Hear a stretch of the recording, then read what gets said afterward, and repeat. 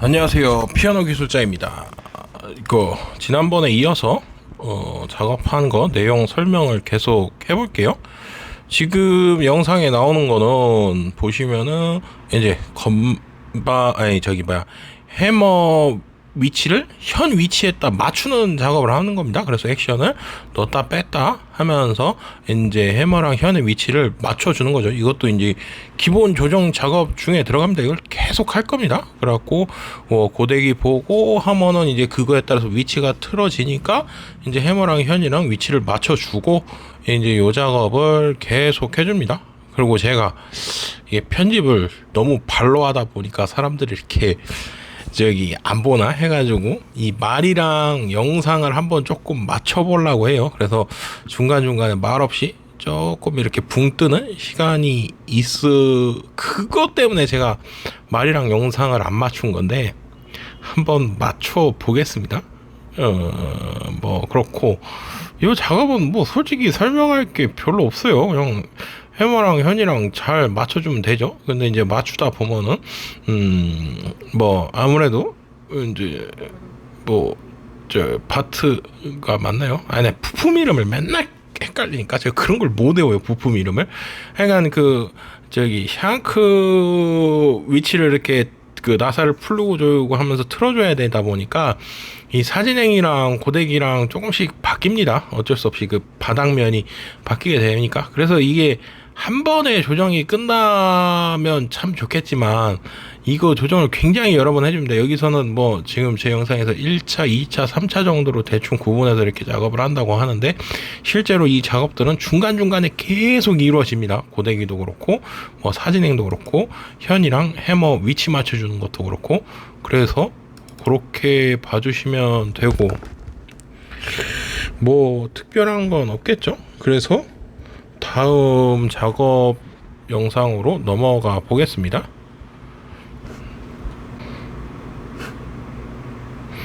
자, 다음 작업 영상이 보니까 레피티션이랑 너클 위치를 잡아주는 작업을 하죠. 그래서 이렇게 영상을 이렇게 쭉 보시면은 종이 테이프 같은 거를 이용해서 이 간격을 맞춰주고 그것도 보는 방법이 있어요. 이렇게 어쨌든 이게 생각보다 이 레피티션 간격도 좁아요. 그래서 이게 제대로 안 봐주면 레피티션 끼리 닿기도 하고 이 레피티션이 옆에 너클에 닿아서 작동이 안 되는 등 문제가 발생할 수는 있고요, 기본적으로. 그리고 요거 작업할 때 제가 그전에도 샹크도 휘었다고 말씀드렸지만 이 레피티션도 휘어 있습니다. 자세히 보면 그 여러 가지 이유로 막 휘어요. 그래서 이제 그런 것도 잡아주고 잭 센터핀 같은 거 이제 센터핀 뻐거운지 어쩐지 그런 것도 다 체크해주고 그런 작업을 전반적으로 요거 볼 때 해줍니다. 그래서 센터핀 교체도 많이 해주고 레피티션 센터핀 상태 체크랑 그 다음에 잭이 어느 한쪽 구석에 다 있으면은 그거를 제 예전 영상에서 꽤나 공들여서 이렇게 리머질로 이렇게 작업해주는 영상을 이렇게 보여드렸는데 그게 솔직히 그거 쉽지 않아요. 그리고 이제 그거 이론서에도 그렇고 그거를 이제 잭을 이렇게 쳐가지고 그 센터핀을 휘어가지고 이렇게 뒤틀어준다, 이렇게 이론서에 돼 있고 실제로 그렇게 작업을 많이 하실 텐데 그런 분들을 비난하는 게 아니라 제 경험상 센터핀이 엄청나게 휘어서 작동이 안 되는 경우가 있어요. 실제로 해보면. 그래서 센터핀을 갈았더니 엄청나게 닿아 있어서 이게 그러면은 선택을 해야죠, 작업자가. 그냥 이게 잭이 좀 뻐겁게 움직여도 근데 솔직히 잭이 뻐겁게 움직이면은 그게 잭 센터핀이 뻐겁게 움직이면은 문제가 뭐냐면은 연타 이쪽에 다 문제가 돼요. 그리고 이게 상식적으로 그걸 휘어주면은 그게 조금만 휘는 거는 솔직히 상관이 없겠지만 많이 휜다고 생각을 해보면은 그 옆에 있는 부싱도 상할 수가 있고 센터핀을 잡아주는 부싱도 상할 수가 있고 그 잭 센터핀이 꽂히는 그 잭에 있는 그 홀도 상할 수가 있어요, 기본적으로. 근데 그게 그러니까 저도 어차피 리머질로 해서 홀을 이렇게 대각선으로 뚫어지는 거니까 저도 홀이 상하고 기본적으로 상하는 걸 가정을 해서 그 살짝 그 리머질을 해준 다음에 오버사이즈로 이렇게 갈아주는 형태를 취하는데 뭐가 더 좋다 뭐가 더 나쁘다 이렇게 명확하게 얘기는 할 수 없죠. 당연히 저도 없다고 생각은 하는데 이제 저는 기본적으로 그 뭐 연타했을 때 잭이 원활하게 작동을 해야 되고 얘가 앞으로도 뭐 문제 없어야 되니까 그 휘어주면 문제가 또 뭐가 발생하냐면 이게 사용하다 보면 잭 센터핀이 이게 조금씩 헐거워지면서 잭이 이렇게 간혹 이제 잭에 있는 센터핀이 반대로 뒤틀어지는 경우가 발생을 해요. 그러면은 이 오히려 이게 휘어놨으니까 180도 뒤집어진다고 한번 생각을 해보세요. 그러면은 오히려 닿아서 이걸 휘었더니 그게 180도 뒤집어지면 더 많이 닿는 겁니다. 완전히 엄청나게 닿는 겁니다. 그래서 작동이 안 되는 경우도 발생을 하고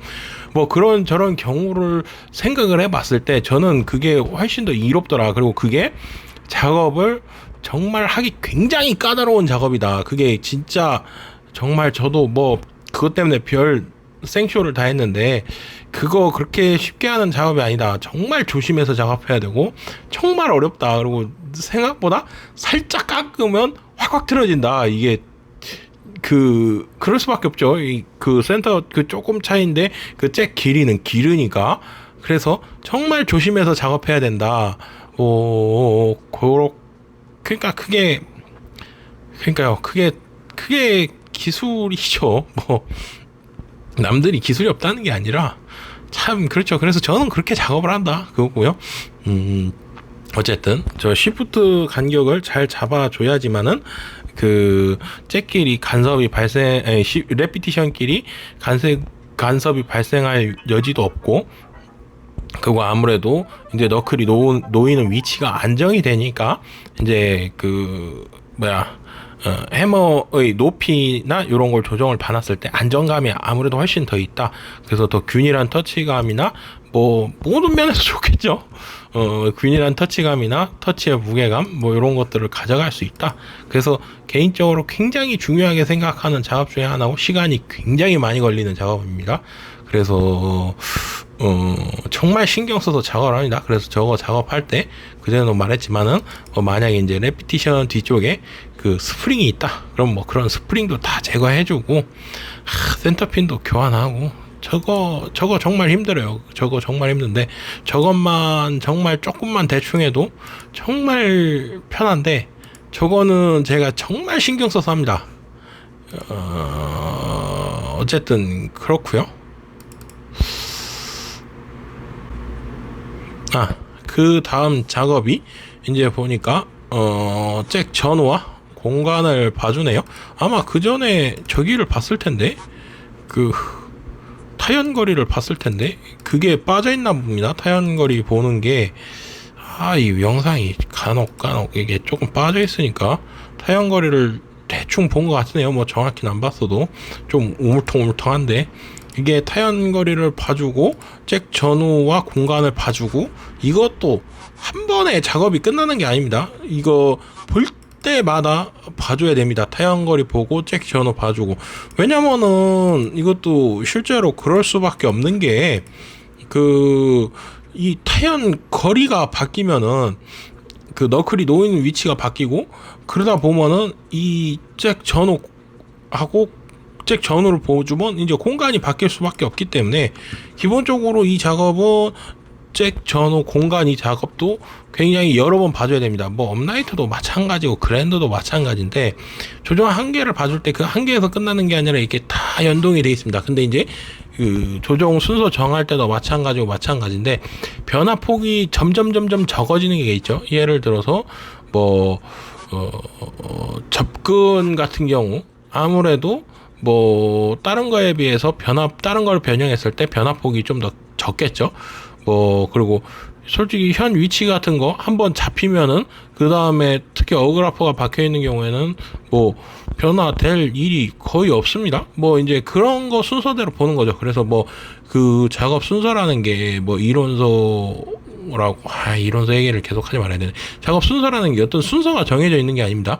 저 같은 경우도 요거 해머를 만약에 교체할 거면은 뭐 현과 해머를 다 교체할 거면 현이 이 간격이 어느 정도 균일하게 나온다고 판단이 되면 해머를 먼저 갈고 그 다음에 이 걸려있는 현을 기준으로 해머를 작업한 다음에 어느 정도 작업한 다음에 그 다음에 이제 현을 갈아주고 튜닝핀이랑 현을 뭐 교체한다 그러면 튜닝핀이랑 현을 교체해주고 그 다음에 이제 다시 그거에 맞춰서 액션 조정을 다시 한번 보고 또 보고 뭐 마무리를 짓는다든지 뭐 이제 그런 식으로 작업이 이렇게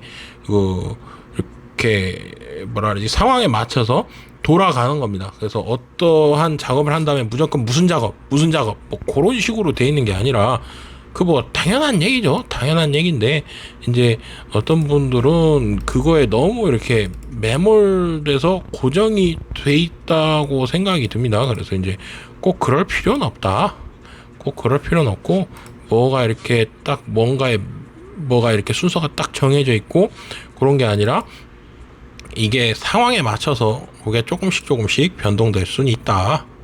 그렇고요. 그 다음에는 이제 저거를 보내요. 해머 스톱 위치를 보내요. 이거 같은 경우는 뭐 지금 왜 이걸 보냐? 이게 해머를 갈아놨는데 뭐 백책도 갈고 그래서 해머 스톱이 너무 개판으로 돼갖고 너무 이게 안 맞으니까 뭐 딴 거 조정을 뭐 보기가 너무 힘드니까 일단 먼저 한번 보는 겁니다. 그래도 어느 정도 그게 나와야 이제 다른 조정을 볼 수가 있기 때문에 보는 거고 뭐 이거 지금 굉장히 심도 있게 작업하는 게 아닙니다. 나라시라고 하죠. 나라시. 그게 이렇게 대충 이렇게 어느 정도 규격을 맞춰 놓는다 그러나 저도 왜 그런 뭐 일본 말인가 하여간 뭐 그런 거 같은데 하여간 미장 작업할 때도 그렇고 뭐 바닥거 할 때도 그렇고 뭐 나라시 작업 뭐 막 그러던데 조율할 때도 왜 조율 굉장히 음정이 안 맞으면 일단 대충 한번 당겨 놓고 그 다음에 또 당기고 뭐 이제 그래서 이제 그걸 맞추는 뭐 이제 그런 경우도 있죠. 그런 이제 그냥 어느 정도 대충 보는 겁니다. 대충. 왜냐면 이제 너무 안 맞으니까. 그래서 조정을 도저히 볼 수가 없는 상태니까. 그래서 이제 저런 작업들을 기본적으로 해주고 있고요. 그게 이제 보통 제가 얘기하는 뭐 1차 조정. 보면 이제 이런 1차 조정 다음에 1차 조정 퀄리티가 이제 좋으면 뭐 2차 조정으로 넘어갔을 때 뭐 이제 조금 더 편하고 뭐 이제 그런 게 있고 그러면 뭐 3차 조정에 갈 필요가 없고 뭐 이제 그런 게 있는 겁니다. 그런 게 있는데 뭐 어쨌든 지금 이제 1차 조정이고 해머도 다 갈았고 뭐 백책도 갈고 그렇기 때문에 이제 1차 조정에서 그냥 나라시라 그래야 되나 대충 일단 한번 보는 거죠. 그리고 이제 그 다음으로 이제 베딩을 보고 이 건반 높이를 지금 보는 작업을 하네요. 보니까 영상으로 보니까 나 왜 이렇게 살 많이 쪘냐? 진짜 살을 빼야겠습니다. 영상 보면서 현타를 맞고 있네요. 야, 나 왜 이렇게 살 많이 쪘지? 하여간 뭐 그게 중요한 게 아니라 제가 뭐 건반 높이 작업은 조금 이따 얘기하기로 하고 이 베딩이 솔직히 이 3익 모델에 정말 안타까운 부분이죠. 정말 안타까워요, 개인적으로. 그래서 만약에 3익을 사신다, 내가 중고로 뭐 그러면 저 베딩핀 한번 손으로 흔들어 보세요. 제가 그게 좀 안타까운 게 저 베딩이 솔직히 저도 옛날에 볼 줄 몰랐을 때는 이걸 해결을 할 방법이 없더라고요. 왜냐면은 베딩 나무를 만약에 이제 제일 좋은 거는 그 나무를 이렇게 딱 따내가지고 교체를 해주는 게 제일 좋을 것 같아요. 근데 이제 그 나무를 따내서 교체한다는 것 자체가 그렇게 쉽지 않을 그게 정말 어려워요. 그 나무만 따내서 교체한다는 게. 그리고 베딩 들어가는 나사산 거기에 맞춰서 나사산을 낼 수 있는 공구도 따로 만들어야 되고 그게 실질적으로 굉장히 힘듭니다. 그래서 저도 고민을 많이 했어요. 그러다가 제 예전 영상에 보면은 이제 고릴라 본드 그 외 늘어나는 노란색 본드 있습니다. 그 본드로 이제 작업하는 영상을 이렇게 올렸었는데, 그래요. 저게 확실한 완벽한 대안은 될 수 없습니다. 저도 그건 알아요. 근데 이제 제가 저거 제일 처음으로 그렇게 작업한 게, 제 기억이 맞으면은 저 3위께 이 3위 거 말고 제일 처음으로 그렇게 고릴라 본드로 작업했었던 게, 제가 판지 한 5, 6년 정도 작업한 지 한 5, 6년 정도 된 게 있거든요. 근데 그거 이제 다행히도 제가 이제 간혹 가서 조율을 할 일이 있어서 제가 파는 피아노라도 제가 관리를 못하는 경우가 있죠. 여러 가지 이유로 인해서 거래처가 바뀐다든가, 아니면 저희 매장에서 구매하셨지만 다른 분의 소개로 들어왔다든가 해서 이제 저희가 거래 안 하는 경우도 있지만, 그거는 저희가 관리를 해서 이제 간혹 이제 체크해 볼 경우가 있는데, 그게 한 5, 6년 됐는데 멀쩡하더라고요. 그 레슨용으로 쓰시는데, 그래서 사용량이 그렇게 적지도 않고. 근데 이제 그런 건 있죠. 아무래도 이제 학원에서 레슨용으로 쓰다 보니까 그 맨 끝에 있는 쉬프트 페달 맞을 거예요. 쉬프트 페달 액션이 이렇게 좌우로 움직이는 그 페달을 거의 밟지 않으실 수는 있는데, 그렇다고 해도 6년이 지났음에도 정말 짱짱하더라고요. 하나도 안 흔들립니다. 근데 제가 그게 좀 그래요. 솔직히 이거 3위 거 3위 거라 그래야 되나? 하여간 이거 문제죠. 이거 솔직히 베딩 이렇게 흔들리면 건반 높이 의미가 없습니다. 저거 솔직히 시프트 페달 한번 밟으면 건반 높이 다 바뀌는데 저게 무슨 의미가 있습니까? 건반 높이가 그게 정말 신기한데, 어떤 분이 리빌트 했었다고 사오신 걸 봤어요. 근데 이제 3위 거였는데 베딩이 이게 흔들리는 겁니다. 새거 산지 얼마 안 되는 새거가 흔들리는 거는 제가 그것도 솔직히 좀 문제인데, 제가 본 게 있어요. 3위에서 고급형으로 나오는 모델인데, 그것도 풀 사이즈 정말 소비자가는 엄청 비싼 모델이고, 얼마에 구매하셨는지 모르겠는데, 하여간 그 모델이 제가 알기로 한 4년이 안 됐을 것 같은데, 한 4년 5년 길게 잡아야 한 5년 됐을라나. 근데 베딩이 엄청 흔들립니다. 물론 오래된 모델만큼 터무니없이 흔들리는 건 아닌데 꽤 흔들리더라고요.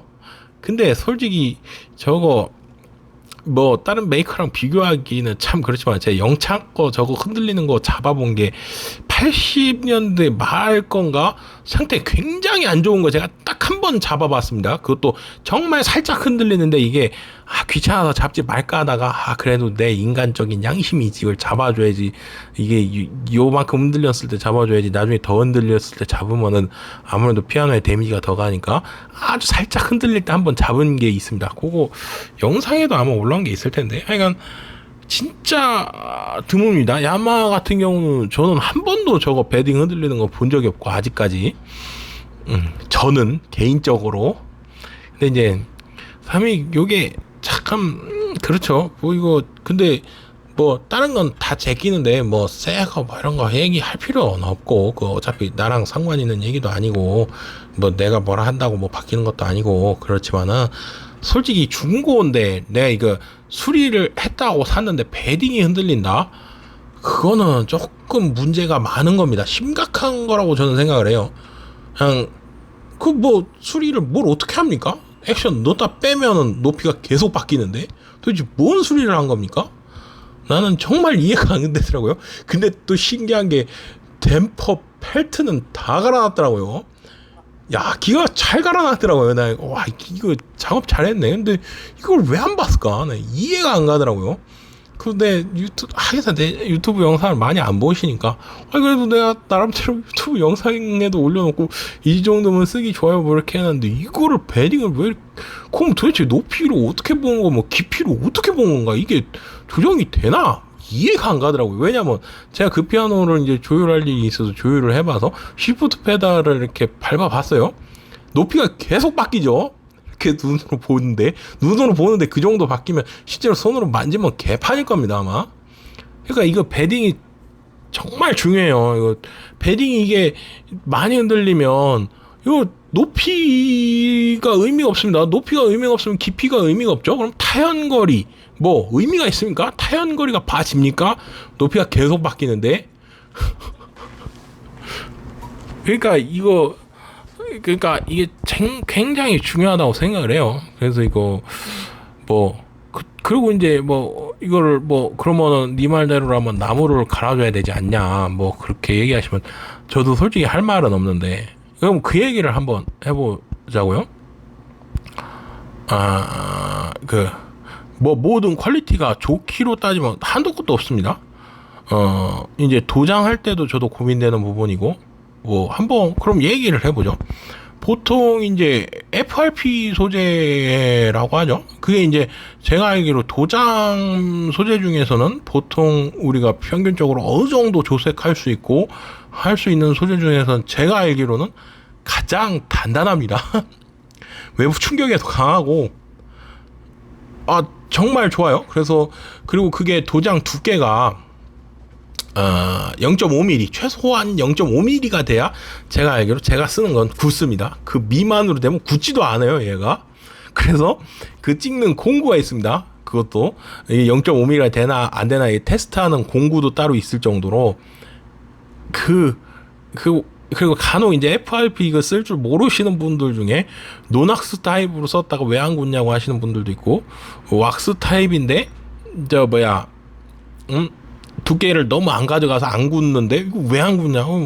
사장님 그 두께가 나와요? 그랬더니 두께 나올 텐데 그 0.5mm 돼요. 그러면 0.5mm 나올래야 돼? 뭐 이러고 그러시는 분들 간혹 있는데, 보십시오. 이게 그 미크론이라는 단위가 있죠. 1000분의 1이에요. 제가 알기로. 뭐 제가 이거 왜 이걸 많이 찾아보냐면, 저도 이제 피라도 도장을 하니까 자동차 도장도 찾아보고 뭐 이러다 보면 뭐 우레탄 계열 스펙이라든가 7스펙이라든가 이런 걸 많이 찾아보게 됩니다. 그러다 보면 이제 그 단위가 나오고, 그래서 이제 그 미크론이 보면은 1cm의 1000분의 1 1mm의 1000분의 1이 아니라 아마 1cm의 1000분의 1일 겁니다. 맞을 거예요. 제가 이런 거 외우는 게 정말 안 돼가지고 1cm의 1000분의 1인데, 그러면은 이 0.5mm라 그러면은 제가 알기로 500 미크론이 되는 거예요. 근데 우레탄 도료 한 방 뿌려봐야, 보통 이제 우레탄 도료가 날아가는 게 없으니까 신나를 거의 안 타니까 우레탄 도료 한 방 뿌려봐야 50 미크론밖에 안 나옵니다. 그러면은 이론적으로 따졌을 때 10방을 뿌려야 이게 그 포마이카 FRP 한 번 뿌린 거밖에 폭밖에 안 되는 겁니다. 기본적으로 그 최소 스펙 기준으로 봤을 때. 그러면은 자동차 도장은 차에 밖에 길거리에 돌아다니는 모든 차는 다 FRP로 해야죠. 제일 좋은 거니까 내가 알기로는. 근데 자동차 도장 다 우레탄이에요. 아마 그거 그 철판 위로 아마 하도 중도 상도 다 올라간 거 합해도 아마 200 미크론 넘어야 그렇게 쉽지 않을 겁니다. 도장 정말 여러 번 뿌렸어도 아마 300 미크론 잘 안 넘어갈 거예요. 뭐 그게 칠 뿌려져 있는 거에 수리를 해갖고 덧방을 쳤으면 모를까? 덧방 쳐도 500 미크론까지 가기 힘들 겁니다. 그리고 덧방을 쳐다하는 게 그 바닥색이 나오는 거죠. 근데 왜 우레탄을 쓰느냐? 작업성이죠, 기본적으로. FRP 뿌려보거나 뭐 작업해보시면 아시겠지만 배색 맞추기가 정말 지랄입니다. 맞출 수가 없어요. 제가 봤을 때는 뭐 기가 막히게 하시는 분들은 어떻게 맞추나 몰라도. 그럼 이거 왜 어디서 많이 쓰냐? 이거 보트나 선박 아마 도색할 때 많이 쓸 겁니다. 왜냐면은 자동차는 실제로 이렇게 공기 중으로 가다 보고 접촉되는 게 뭐 날벌레 정도밖에 없으니까, 간혹 이제 돌이 튀어나오긴 해도 돌빵 자국 생기긴 해도 이 날벌레 정도밖에 없으니까 기본적으로 그렇게 외장 도색면이 주행 중에 상하고 그럴 일이 별로 없습니다. 근데 이제 배는 제가 알기로 이게 바닷속에는 제가 알고 있기로는 물고기가 있습니다. 물고기가 배에 부딪힐 수 있겠죠. 그리고 그거 외에도 부유물이 많겠죠. 뭐 쓰레기라든지. 근데 배도 이게 시속이 꽤 빠를 겁니다. 뭐 빨리 나가면 한 100km 이상도 갈 텐데, 뭐 그러면은 그 부딪히면은 우레탄 도색으로 돼 있으면은 깨지겠죠. 칠이 완전히 다 벗겨져 버릴 겁니다. 그래서 이제 그 바닥면에 철판이 늘어날 수가 있고 그 철판에 물이 닿으면 부식이 되니까 더 단단한 소재의 칠이 그래서 그 배나 요트 뭐 선박 같은 거 뭐 어차피 다 그 계열이니까 그런 거에 이제 FRP 도색이 제가 알기로 쓰이는 걸로 알고 있습니다. 근데 그러니까 이게 결국에는 비용과 작업성 내가 사용하는 용도에 맞춰서 쓸 수밖에 없는 겁니다. 제가 이 3위 거 수리하면서 뭐 돈을 어떻게 얼마나 최대까지 제가 정말 유명해져가지고 막 제 피아노를 전 세상 사람들이 다 살라 그래서 내가 이거 3위구로 진짜 예술을 한번 해보고 싶은데 얼마까지 금액이 이 책정가가 올라갈 수 있을지는 몰라도 제 한계선 제가 지금 할 수 있는 한계 책정선은 요 정도 연식의 요 정도 3위 피아노 아무리 잘 만져봐야 제가 600만 원 이상 받을 수가 없습니다. 그러면은 그 한계선 안에서 내가 할 수 있는 작업의 금액대와 그런 거를 고려를 해야죠. 그러면 저 같으면 차라리 댐퍼 펠트를 교환을 해주는 것보단 차라리 해머를 조금 더 좋은 걸 쓰고 패딩 이런 거 작업하는데 신경을 쓸 겁니다. 근데 이제 다른 걸 이렇게 작업하는 영상들 보면 보이는 거에 너무 신경을 쓰다 보니까 이렇게 보이지 않는 부분에서 제가 보기에는 이렇게 조금 제하는 경우가 많은데 이 패딩은 솔직히 이거 돈도 얼마 안 들어갑니다. 고릴라 폰드 그 한 통 사놓으면 굉장히 오래 쓰고 그거 위에 조금씩 굳는 거 잘 걷어내면 한참 오래 쓰고요. 깨끗하게 쓰면. 그리고 이거 작업해주면 생각보다 정말 오래 갑니다.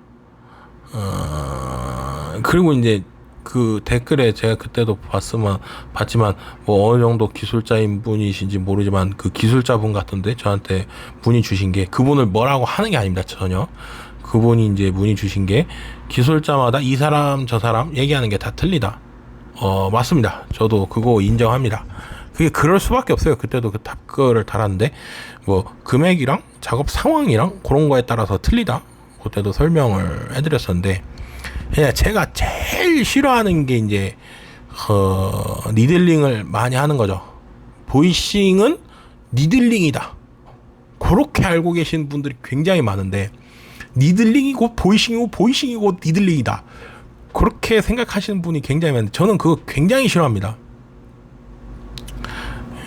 그게 왜 그러냐면 제가 이제 도색 공부를 하다 보니까 자동차 도색을 많이 보게 되고 자동차 도색을 보다 보니까 이제 그냥 간간히 뭐 이렇게 그 자동차 관련해서 이렇게 찾아보게 되고 그러다 보면 이제 자동차 관해서 이제 이렇게 설명을 많이 하는데 자동차를 예로 들어서 이제 피아노로 예를 들어서 설명을 하면 피아노 하는 사람이 피아노로 예를 들어서 설명하면 너무 이상한 것 같아서 너무 약 파는 것 같지 않습니까? 근데 이제 그래서 자동차로 예를 들어서 설명을 하면 제가 얼마 전에 본 영상인데 그 포르쉐 전 안 타봐서 모릅니다. 포르쉐인데 이게 경기용으로 처음부터 제작된 게 있더라고요. 아예 경주용으로. 그러니까 포르쉐 뭐 기본적으로 슈퍼카인데 그냥 저 슈퍼카 뭐 실제로 뭐 본 적도 별로 없고 그렇지만은 유튜브로 많이 보죠. 그러니까 실제로 포르쉐인데 막 몇백 킬로 나온 건데 그거를 이제 경기용에 쓰려고 막 경량화 과정을 거치고 막 그래가지고 한 포르쉐라고 그러더라고요. 그게 틀린가 봐요. 근데 기본적으로 제가 알기로는 이 그냥 제가 끌고 다니는 이 포터 화물차 같은 경우 엔진 오일 교환 주기가 저는 보통 이제 카센터 가면 한 5,000km마다 가려고 하는데 그 화물 운전하시는 분들이랑 얘기해봐도 그렇고 저 경험상으로도 그냥 10,000에서 8,000 사이 갑니다. 10,000에서 8,000 사이. 그럼 뭐 크게 문제 없더라고요. 저 10년 넘었나? 10년 됐나? 그런데 잘 굴러갑니다. 쨍쨍합니다. 근데 뭐 슈퍼카면 훨씬 더 교환 주기가 빨라야 된다 그러더라고요. 그리고 그 슈퍼카를 그 트랙용으로 딱 제조해서 경기용으로 딱 나온 거는 그 뭐 세션이라 그러던데 그게 어떤 개념인지 몰라가지고 뭐 정말 5세션인가 반 뛰면은 그 뭐지 5세션이 맞나? 하여간 그때 들은 걸로는 제가 그 저게 없으니까 잘 모르니까 그냥 대충 저기 하는 건데 키로수로도 굉장히 낮은 게 얘기하는 것 같더라고요. 오일을 다 갈아야 된대요. 엔진 오일을. 그리고 뭐 부품도 다시 이제 조임 같은 것도 다 체크해야 되고, 그리고 저기 뭐야, 그리고 엔진 보링이라고 하나? 그 이렇게 그 엔진이 이렇게 왔다 갔다 하면서 엔진 그 뭐라래 이렇게 하여간 그 실린더라는 애 그거 왔다 갔다 하면서 벽을 살짝 상하게 하나? 아마 그 맞을 거예요. 제가 정확히 몰라서.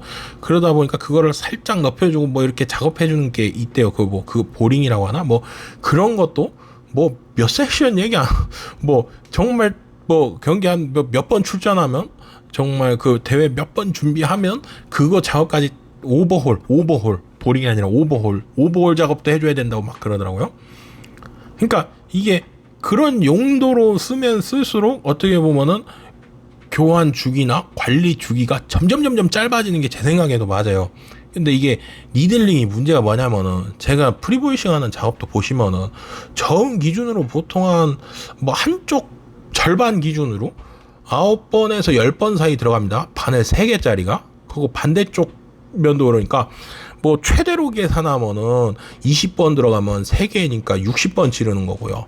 최소로 계산해도 8번이라고 잡아보십시오. 16번에 저기 3번 바늘이 3개짜리가 들어가니까 3, 24에 54번 찌른 겁니다. 그 조그마한 해머에 바늘이 54번 들어가는 겁니다. 프리보이싱만 해도.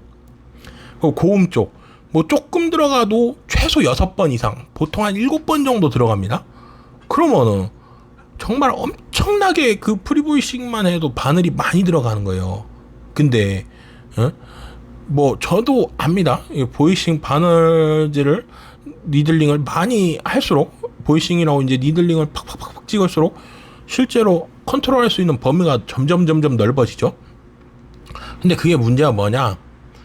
그 지방에 내려와 보시면 많이 아시는데 뭐 서울은 어떤지 제가 가보질 않아서 근데 이제 제가 지방 쪽은 뭐 특히 이제 충북 지역은 이렇게 돌아다닐 일이 많아서 홀이라고 이렇게 다녀보면은 이제 그런 경험이 많은데 정말 심한 경우엔 소리가 안 납니다. 소리가 이게 그래서 옛날에 한참 저기 됐을 때 소리가 안 난다고 전화가 왔어요. 연주자가.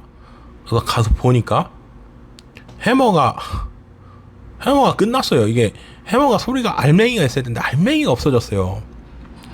근데 이제 그래서 제가 그때 이제 이건 답이 없다. 그러고 이제 그때 이제 그 공연장 관계자분들이 그래서 이제 저희 매장으로 오셨다가 이거는 해머 교환을 해야 되고 비용이 얼마 듭니다 했다가 이제 저희가 얘기한 비용이 비쌌겠죠. 그래서 아마 그거 이제 파일링으로 대충 이제 심하이가 된 걸로 알고 있는데 그래서 그 다음에 제가 뭔 일이 있어서 쳐봤는데 알맹이는 없는데 파일링을 이제 해주면 아무래도 조금 살죠.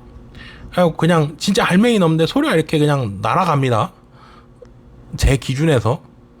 근데 그거 해머 보면 바늘이 그냥 바늘 자국이 엄청나게 보여요. 그거 정말 심한 거는 제가 알기로는 제가 뭐 실제로 실눈으로 보진 않았지만은 이게 나중에는 해머 조직이 터져 나가는 걸로 알고 있습니다.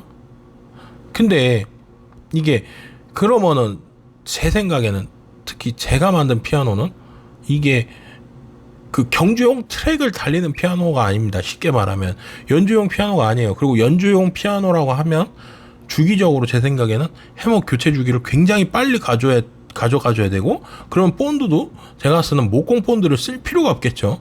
악교 같은 걸 쓰면 되는 거겠죠. 그래서 해머 교체 주기를 뭐 굉장히 짧게 가져가지고 그러면은 그 보이싱을 견디는 시기가 짧으니까 웬만큼의 보이싱을 얘가 견딜 수 있을 겁니다. 근데 제가 수리하는 피아노는 뭐냐? 이 3위 거 이거 해머 갈아 놓죠. 아마 그러면은 이 피아노 끝날 때까지 이 해머로 이 피아노가 그 생을 마무리할 겁니다. 뭐 생이라 그렇긴 하지만 폐기 될 때까지 아마 이 해머로 쓸 겁니다. 왜냐하면 제가 저도 뭐 작업할 때 그렇지만은 그리고 제가 봤을 때 해머가 거의 이제 뭐 펠트가 완전히 패져가지고 선자국으로 인해서 완전히 패져가지고 이거 언더펠트로 치는 격이나 뭐 나무로 치는 격인데도 보통 해머를 교환을 안 하죠. 안 할 수밖에 없기도 해요. 왜냐면은 이제 비용이 들어가니까 그 비용을 감당해 줄 수 있는 소비자분들이 솔직히 별로 없으니까. 왜냐면 어느 정도 내가 그거를 감당해 줄 소비자를 만날 수 있을 정도로 나름대로 그 지역에서든 뭐 전국적으로 명성을 쌓으면 좋겠지만 그 지역에서라도 어느 정도의 명성을 쌓아야 되니까. 명성이라 그러면 너무 웃기고 어느 정도로 그래도 그걸 인정해 줄 수 있는 사람이 생겨야 되니까. 그런 고마우신 분들 정말 감사합니다. 그런 분들이 생겨야 내가 그래도 조금 더 나은 퀄리티의 피아노를 제공을 해 줄 수 있으니까. 근데 저도 이게 한계예요. 저도 뭐 물론 제가 대단한 사람이 아닌데, 당연히 대단한 사람이 아니죠. 지방에서 뭐 꿈쩍꿈쩍 대고 있으니까 뭐 서울에서 막 날아다녀야 되는데 대단한 사람이 아니죠. 막 전국에서 막 찾아주고 그런 사람이 아닌데, 그래도 지역에서 나름대로 열심히 하고 있거든요. 그거 인정해 주시는 뭐 선생님들도 계시고 그래서 먹고 사는 거고. 그러지만 그래도 제가 수리를 해도 이 해머, 이 피아노 이거 해머 한번 이렇게 갈아 놓으면 이거 평생 쓸 건데 그 니들링을 그렇게 과감하게 가져갈 수가 없습니다. 기본적으로. 그래서 저는 기본적으로 이게 연주용 피아노가 아니고 연습용 피아노고, 저한테 사시는 분들이 연주용으로 사는 게 아니니까, 저는 만약에 예를 들어서 제가 스타인웨이를 수리해도 마찬가지일 거예요.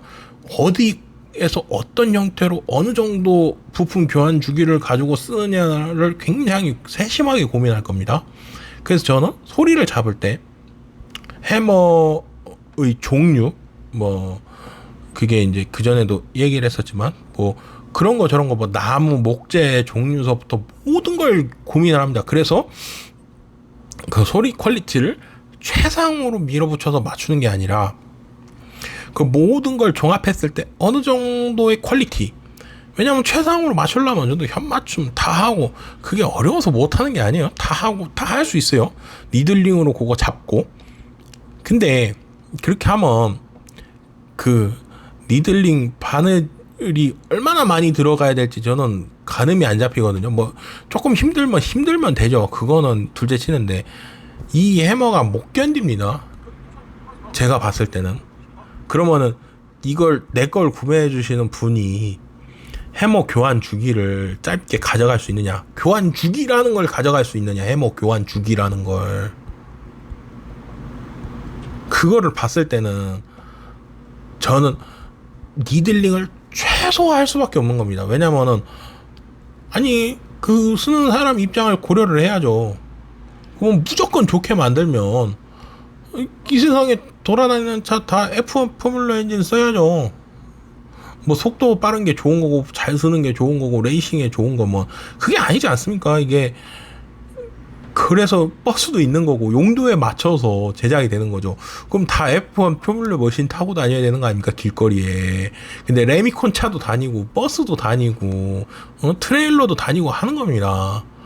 피아노도 마찬가지예요. 이게 그러니까 최소한의 기준점은 있지만은 제 생각에는 이 어느 정도 수준에서 그 사용자의 사용성과 그 사용 기관과 이런 걸 고려해서 만들어야 된다고 생각을 하기 때문에 이제 저 같은 경우는 니들링을 최소한 가져갈 수 있으면 최소한으로 가져가고 다른 부분에서 최대한 맞춰보는 겁니다. 그래서 정말 마지막에 최후의 고민을 거듭했을 때 니들링을 그것도 아주 조금 더해서 작업을 하는 거죠. 제가 절대적으로 옳다 뭐 그건 아니지만은 최소한 뭐 내가 기술자면 내가 만지는 이 피아노가 어떤 상황에서 어떻게 쓰일 거고 누구한테 쓰일 거며 얘가 관리되는 정도는 어느 정도일 거고 그거를 고려를 어느 정도 수준까지는 해줘야 된다고 저는 생각을 합니다. 그게 이제 제 생각엔 잘 만든 피아노고. 근데 이제 그런 거에 고려가 너무 없다면 글쎄요, 그게 참 그렇죠. 그래서 이제 그렇게 작업을 하는 거고. 그래서 베딩은 정말 뭐 제조사에 할 말은 아니지만은 정말 좀 잘 봐줬으면 좋겠습니다. 저도 저 완벽하다고 할 수는 없는데 그 고릴라 폰드로 작업하는 거 완벽하다고 할 수는 없는데 그래도 그 최선을 다하는 겁니다. 제가 할 수 있는 금액대 안에서 비용대 안에서. 그렇고 그 전에 말씀 주신 왜 조율사마다 다 하는 말이 틀리냐, 기술자가 뭐 봤을 때 이제 뭐 배우는 사람 입장 혹은 이제 탐구에 나가는 입장, 뭐 이 사람 저 사람 말을 들어보는 입장에서 얘가 다 틀린데 왜 그런 거냐, 그런 이유입니다. 이 얘기를 계속 하는 건 조금 웃기지만 한 번 더 얘기를 해보겠습니다.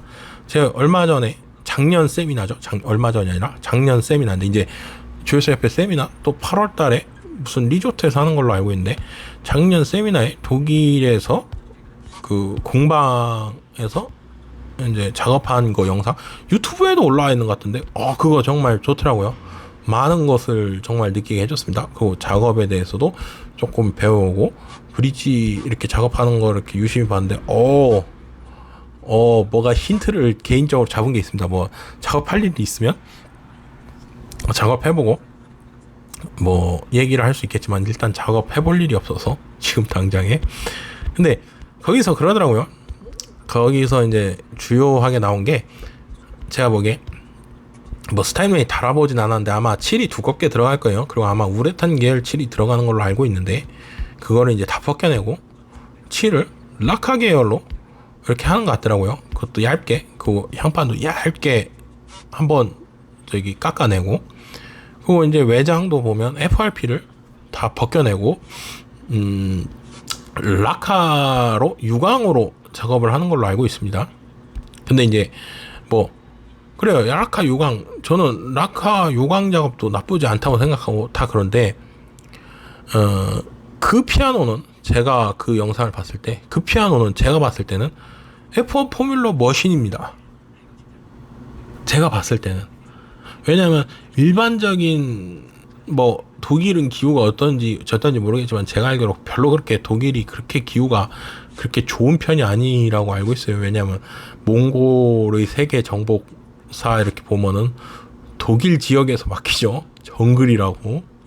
프랑스, 스페인 이런 데는 날씨가 좋다는데 독일 지역에서 아마 막혀서 그 정글이라 저기 뭐하러 들어가? 그래서 몽골에 안 들어갔다는 얘기가 있던데. 그래갖고 뭐 잘 못 들어갔다는, 아무래도 이제 몽골 사람들이 넓은 초원에서 살고 전염병에도 취약하고 뭐 그래갖고 아마 그게 쉽지 않았다는 뭐 그 여러 가지 설이 있는데, 하여간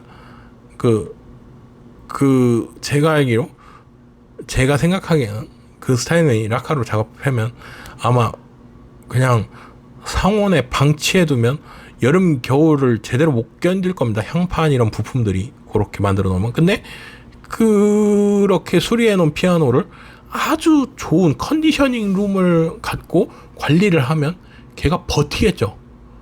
근데 보통 소비자가 온도, 습도 뭐 그런 거를 관리해주는 컨디셔닝 룸이 있습니까? 내가 연습하는 곳에서도 그걸 관리해줘야 되고, 그 관리가 됩니까 완벽하게?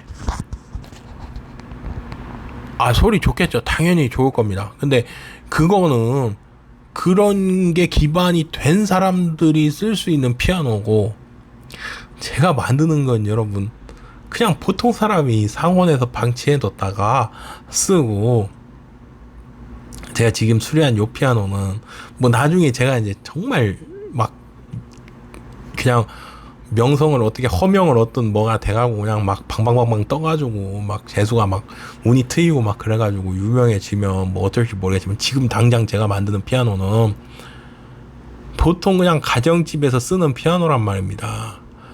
저는 그걸 기준으로 어느 정도 수준에서 견딜 수 있게끔 만들어줘야 될 필요가 있는 사람입니다. 저는. 근데 그분은 그렇게 만들 필요가 없는 사람이에요. 그 어떠한 습도나 그 온도나 이런 게 통제되어 있는 공간을 갖고 있는 그런 어떤 진짜 상위 퀄리티라 그래야 되나? 그럼 뭐 상위 퀄리티라 그러면 그렇죠.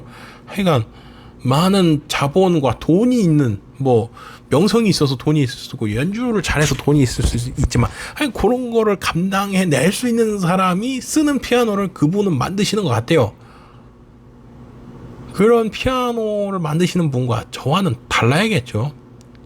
그리고 그 도색도 얘기하면 할 얘기가 많은데, 우레탄 도색이 무조건 좋은 것 같이 얘기하는데 그 작업 성에 따라서 틀린 겁니다. 우레탄 도색이 무조건 좋은 게 아닙니다. 문제가 많아요. 우레탄도 여러분. 라카가 무조건 나쁜 게 아닙니다. 그 모든 물건이라는 게 그 용도에 맞게 써야 됩니다. 뭐 수성 페인트, 뭐 유성 라카 페인트, 유성 우레탄 페인트 다 틀린 겁니다. 그리고 사용 용도도 틀리고, 뭐 FRP가 무조건 좋은, 하여간 뭐 그렇다. 사용 용도에 맞게 제작을 하고 수리를 하고, 그리고 최소한의 마지노선이라는 게 있는 거다라고 생각을 해서 수리 얘기 중에 이제 잡담을 빼려고요. 잡담을 빼고 그냥 수리 영상이랑 이렇게 링크를 맞춰서 이렇게 가보려고 합니다. 그래서 이제 잡담 대신에 중간에 이거 때문에 열뻗쳐서 한번 얘기를 해봤고요. 그리고 질문을 주셔서 그거에 대해서 왜 이렇게 작업에 대한 얘기가 틀려질 수밖에 없는지, 그거를 그런 식으로 구분을 해주셨으면 좋겠다. 내가 할 수 있는 작업과 내가 하는 피아노를 사용할 분들과 뭐 그런 걸 모두 고려해서 작업을 방향을 한번 고민을 해보셔야 된다라고 얘기를 드리려고 얘기를 해봤고요. 그래서 거기에 들어가는 재료나 이런 게 다 틀려질 수 있다. 뭐가 정답이 있는 게 아니다. 그런 얘기를 해보려고 했었고요. 그리고 이제 건반 높이를 볼 때 저거 산발이 놓고 이렇게 땡겨 감에 높이를 고여서 이렇게 봅니다. 이것도 한 방에 끝나는 게 아니죠. 이거 여러 번 봅니다. 정말 여러 번 봅니다.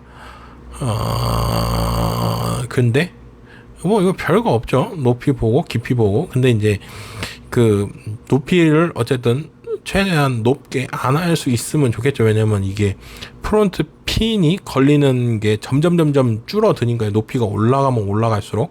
그래서 저 같은 경우는 그 프론트 핀 깊이가 어느 정도 나오나 뭐 이런 걸 보고 전체적으로 액션을 드러냈을 때 한번 빼고 작업을 할 때도 있고요. 일정 두께를 빼고 작업을 할 때도 있고, 요것도 아마 그렇게 했을 겁니다. 1차 조정 보고 나서 이렇게 프론트 부싱이 여유가 많이 있어서 깊이도 재봤는데 여유가 있고, 그래갖고 이제 1차 건반 높이 보고 나서 이제 액션을 다 드러냈을 때 한번 전체적으로 이제 균일하게 파킹을 빼줘서 작업을 했고요.